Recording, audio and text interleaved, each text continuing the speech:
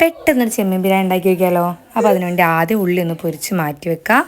ഇനി നമുക്ക് മഞ്ഞൾപ്പൊടി ഉപ്പും മുളകും ചേർത്തിട്ടുള്ള ചെമ്മീനൊന്ന് പൊരിച്ചെടുക്കാം.